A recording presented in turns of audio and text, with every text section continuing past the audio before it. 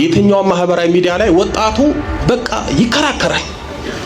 ከፕሮቴስታንት ይከራከራል፣ ከጆቫዎች ይከራከራል፣ ከካቶሊክ ጋር ይከራከራል። እርስ በርስ ደግሞ ኦርቶዶክሱ ለኦርቶዶክሱ በቀኑና በዶግማ ይከራከራል። መንፈሳዊ ህይወታችን የክርክር አንድ ፖርኖግራፊ ቪዲዮ ስታዩ ማለት ነው ከ10 ሺህ በላይ መንፈስ ነው ወደ ውስጣችሁ የምታስገቡት ማለት ነው። ግን ላይክ አድርጉ። ላይክ ያደረጋችሁ አይደለም ላይክ አድርጉ። ቪዲዮውን የምትከታተሉ ሰብስክራይብ ያላደረጋችሁ ሰብስክራይብ አድርጉ። ሰብስክራይብ ማይ ዩቲዩብ ቻናል። ወልድ መንፈስ ቅዱስ አሐዱ አምላክ አሜን። ውድ የደጀ ሰላም ቤተሰቦች እንዴት አላችሁ? እንዴት ከረማችሁ? ያው ጾሙ መልካም ጾም እንደሆነ ተስፋ አደርጋለሁ። ሁላችንም እየጾምን ነው። እንግዲህ ወደ ቀጣይ ቪዲዮ እንሂድ። ገንዘብ ይበረክታል። እንዴት ይበረክታል? አስራት ሰዎች አስራት ይሰጣሉ ነው። እግዚአብሔር ላበርክትላችሁ አስራቴን ስጡኝ ይላል አይደል? እግዚአብሔር ቸግሮት አይደለም ኦር ሳምቲንግ አይደለም። ስትሰጪ ይትረፈረፋል ነው። አታቂውም ሲትረፈረፍ ድንገት ይመጣል። ለምሳሌ እኩል ደሞዝ እኔም አንቺም እናገኛለን ኦር እኔና አንቺና ሌላ ያንቺ ተርፎሽ ይዛኛው ደግሞ ወዲያው ቡን ይላል። ምንድነው ቡን ያደረገው? አንዳንዱ ደግሞ ሰጥቶት አያልቅም። ይሄ ማለት ብሌሲንግ ይባላል፣ በረከት። በጣም ሰዎች ገንዘባቸው እንዲባረክ ብቻ ነው የሚመኙት፣ ግን እድሜያቸውም እንዲባረክ ቢጸልዩ መልካም ነው ብዬ አምናለሁ። አንድ ትልቅ ትምህርት ላስተላልፍ ነው። ይሄን ነው የምለው። ጊዜን ባርከው አልፋ እግዚአብሔር ሆይ ጊዜን ባርከው ካልሹ እኔ እንጃ በጣም በጥቂት ጊዜ እጅግ ብዙ ስራ ላይ ያሰራሽ ይችላል። በቃ እኔ በራሴ ህይወት ያየሁት ነው። ሶ ዊትነስ ነኝ፣ አንድ ምስክር ነኝ። ለምሳሌ በጣም የሚገርመኝ መጽሐፍ ቅዱስ ክፍል አለ። ሁልጊዜ እንደው ሳነበው እደነቃለሁ ነው። አንደኛው ሐዋርያት ክርስቶስ ሳይጠራቸው በፊት የተለያየ ሙያ ያላቸው ናቸው። ለምሳሌ ታክስ የሚሰበስባል ለማቴዎስ፣ እነ ጴጥሮስ እና ዮሐንስ አሳ አጥማጅ ናቸው። ሌላም እነ ቶማስ የግንብ ስራ ወዘተርፈ፣ ሉቃስን ብትዩ ሐኪም ነው። የተለያየ ሙያ ናቸው ነው። በቀጣይ ደግሞ የምናልፈው ብዙዎቻችን የምናውቃት በኮሜዲያን እሸቱ ላይ የቀረበች በአብይ ጾም ስለነበረው ወቅት እንግዲህ ከሷ አንደበት ስለ ጾም ሲነገር ያው በጣም ደስ ይላልና እስቲ ስለ ጾም የተናገረችውን አዳምጠን እንመለስ። እንድንጸልይ እያስተማረን ነው እንጂ ከሱ በላይ ፈጣሪ የለም። ለምሳሌ አይሁዳን ሰቅለውታል፣ ግን ቢሰቅሉትም እሱ ሰውን ይወዳል። እነዛ እየገረፉት እየሰቀሉት እግዚአብሔር በአምሳሉ ስለፈጠረው እኛም ሰውን መውደድ አለብን።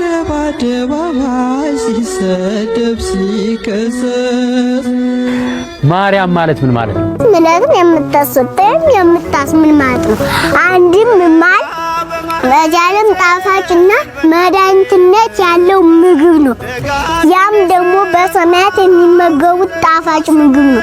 ከዚህም ትበልጫለሽ ብለው ማርያም አሏት። እና እመቤታችን ልጇ እንደዛ ሆኖ ተገርፎ ተሰቃይቶ ሲሰቀል ምን ተሰምቷት ይሆን? አሁን የእመቤታችንን አምስቱ ሐዘናት እንገል። አንደኛ ስምዖን አይሁድ እንደሚገድሉ በቤተ መቅደስ ትንቢት በተናገረ ጊዜ፣ ሁለተኛ በቤተ መቅደስ ፈልጌ ባጣሁ ጊዜ፣ ሶስተኛ በጲላጦስ አደባባይ እጅና እግርን አስለው በገረፉት ጊዜ፣ አራተኛ በሁለት ወንበዴዎች መካከል ራቁትን ተሰቅለህ ባየሁህ ጊዜ፣ አምስተኛ በአዲስ መቃብር ስጋህን በወለዱት ጊዜ። ይሄን እያሰበ የሚጸልየውን ሰው እመልሻለሁ ብሏል። ሰው ሞትን ድል አድርጎ መነሳት አይችልም። እግዚአብሔር ግን ፈጣሪ ስለሆነ አምላክ ስለሆነ ከሙታን ተለይቶ ተነስቷል። ሰው መፍጠር እኛ አንችልም፣ ለእግዚአብሔር ግን ሁሉ ነገር ቀላል ነው። አውሮፕላን የፈጠረው ማን ነው? እግዚአብሔር። እርግጠኛ ነሽ? እሺ፣ አሁን እንዲሰራው አቅም የሰጠው ማን ነው? እግዚአብሔር። ህብስትን ያዘነበ ሰማይ ይደንቃችኋል ወይ? እሺ ያው እንዳዳመጣችሁት ነው። ህፃኗ እንግዲህ ከአንደበቷ የሚወጣው ነገር በጣም ደስ ይላል፣ መልካም ነገር ነው። እግዚአብሔር እንግዲህ ያሳድግሽ ብላችሁላችሁም ኮሜንት ማድረግ አትርሱ። ወደ ቀጣይ ቪዲዮአችን ስናልፍ ደግሞ ከእግዚአብሔር ጋር የሚያገናኛችሁ ጸሎትና ጸሎት ብቻ ነው። መንፈሳዊ ዕውቀት ሳይሆን ጸሎት ነው ከእግዚአብሔር ጋር የሚያገናኛችሁ። እኔ አሁን ሳይ ቲክቶክ ላይ ዩቲዩብ ላይ የትኛው ማህበራዊ ሚዲያ ላይ ወጣቱ በቃ ይከራከራል። ከፕሮቴስታንት ይከራከራል፣ ከጆቫዎች ይከራከራል፣ ከካቶሊክ ጋር ይከራከራል። እርስ በርስ ደግሞ ኦርቶዶክሱ ለኦርቶዶክሱ በቀኖና በዶግማ ይከራከራል። መንፈሳዊ ህይወታችን የክርክር መጨረሻው ደግሞ ይሄ ነገር አይስማሙማ፣ ይጣላሉ። ግርም እኮ ነው የሚለው። የጸሎት ህይወት የለንም፣ የአምልኮት ህይወት የለንም። ሁሉም አሁን ወጣት የሚፈልገው ማወቅም የሚፈልገው መንፈሳዊ ዕውቀት ነው።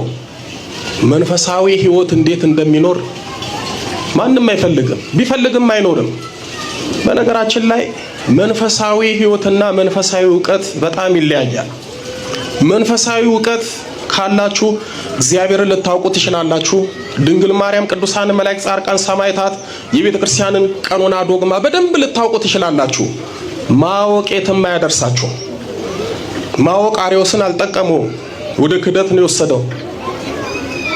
በስርዓት በትንሹ የሚመጥናችሁን ካወቃችሁ ለእናንተ እኮ በቂ ነው። ድሮ እኮ የነበሩት እናት አባቶቻችን የነበራቸው መንፈሳዊ ዕውቀት ሳይሆን መንፈሳዊ እምነት ነው። ሳይጸልዩ ይደረግላቸዋል፣ ሳይጸልዩ እግዚአብሔር ይሰማቸዋል። እኛስ ጸሎት የለም፣ ዕውቀት፣ ሆይ ሆይታ፣ ክርክር፣ ንግግር፣ ግን ውስጣችን መንፈሳዊ ፍሬ የሌለበት ባዶ። አብዛኞቻችን እኮ ገለባ ሆነናል። ቃለ ሕይወት ያሰማልን። መምህራችን ትልቅ ነገር ነው የነገሩን። ብዙዎቻችን ያላስተዋልነው ነገር ቢሆንም ግን ጥሩ ነው እንደዚህ አይነት ነገር መስማታችን ማለት ነው። ቃለ ሕይወት ያሰማልን። ከዚህ በመቀጠል የምናልፈው ደግሞ ታው ዘመን የኦርቶዶክሳዊነት ዘመን እንዲሆን ከፈለጋችሁ ቤታችሁ ውስጥ ልጆቻችሁን ስሩ። ሩሲያ አሁን ባልኳችሁ የኮሙኒዝም ርዕዮተ ዓለም ሲቀጠቅጧቸው ምን እንደነበር ታውቃላችሁ? ስታሊን ኦርቶዶክሳውያንን ገደለ። ኦርቶዶክሳውያን አላልቃሉ። መጨረሻ ላይ ደከመው። ምን አለ ሰብስቦ ጳጳሳቱን፣ እናንተም አታልቁ፣ እኛም መግደል ሰለቸን። አሁን አንድ ውሳኔ ያስፈልገናል አለ። ምን አላቸው? ወይ ቅዳሴያችሁን ብቻ ትቀድሳላችሁ፣ ወይ ደግሞ ስብከተ ወንጌላችሁን ብቻ ታስፋፋላችሁ። ሁለቱንም ግን ማስጌድ አትችሉም። ወይ ቀድሱ ወይ ስበኩ፣ ምረጡ አላቸው። ጳጳሳቱ ተጨነቁና እናቶችንና እህቶችን ሰበሰቡና ስታሊን እኮ እንዲህ እያለ ነው፣ ምን እናድርግ አሏቸው። እናቶች ሱባኤ ያዛሉ። ሱባኤ ተያዘ። ከሱባኤ መልስ እናቶች ምን መልስ ሰጡ መሰላችሁ? እንዲህ አሉ። ብፁዓን አበው ጳጳሳት እናንተ ቀድሱልን፣ አቁርቦን፣ ምስጢራተ ቤተ ክርስቲያን ፈጽሞልን፣ አጥምቆን፣ ልጅነት ስጡን። እናንተ እሱን ስሩ። ስብከተ ወንጌሉን ግን ለኛ ተውት። እቤታችን ምናችንን እንሰራለን? ልጃችንን እንሰራለን። እንደዚህ ነገሮች እየሰፉ እየመጡ ነው። እንደዚህ ነገሮችን ያው እንግዲህ መቃወም ይጠበቅብናል ብዬ አስባለሁ። ፖርኖግራፊ ቪዲዮዎችን እያያችሁ ነፍሳችሁ ባጋንንት ስርዓት ውስጥ እየገባ ነውና እባካችሁ እህቶቼ ወንድሞቼ ተመለሱ። አንድ ፖርኖግራፊ ቪዲዮ ስታዩ ማለት ነው ከ10,000 በላይ መንፈስ ነው ወደ ውስጣችሁ የምታስገቡት ማለት ነው።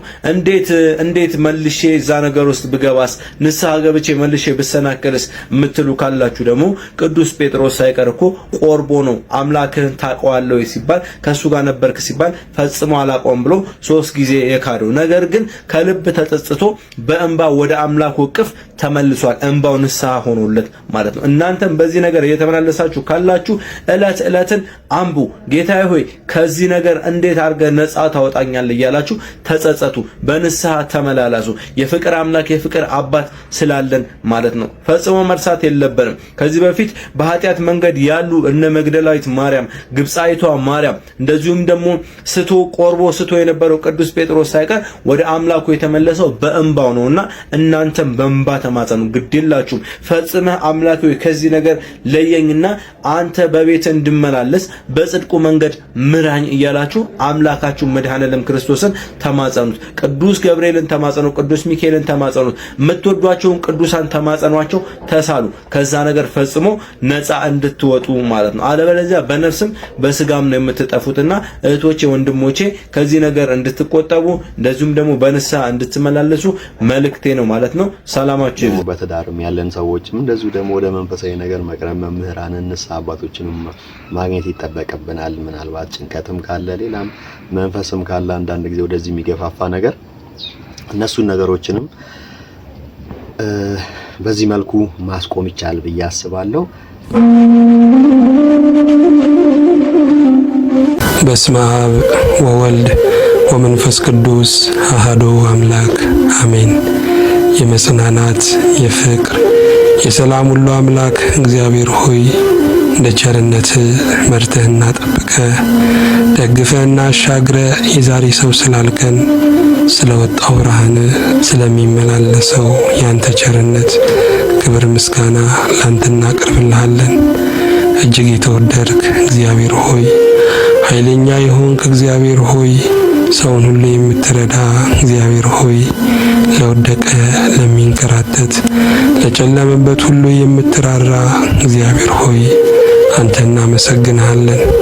የፈጠርከውን የምታስታውስ ለሰው ልጆች ሁሉ ፍጻሜው መልካም የሆነ ዓላማ ያለ ክፉን ወደ በጎ መለወጥ የምትችል ማዕበሉን ሁሉ ለመመስገኛ ርዕስ መለወጥ የምትችል የሚያናውጠውን ሁሉ መገሰጽ የምትችል የሚነፍሰውን መርከቧን የሚያናውጠውን ደግሞ ዝም በል ጸጥ በል ማለት የምትችል አንተ እናመሰግንሃለን። የዛሬ ፕሮግራማችን ይህን ይመስል ነበረ።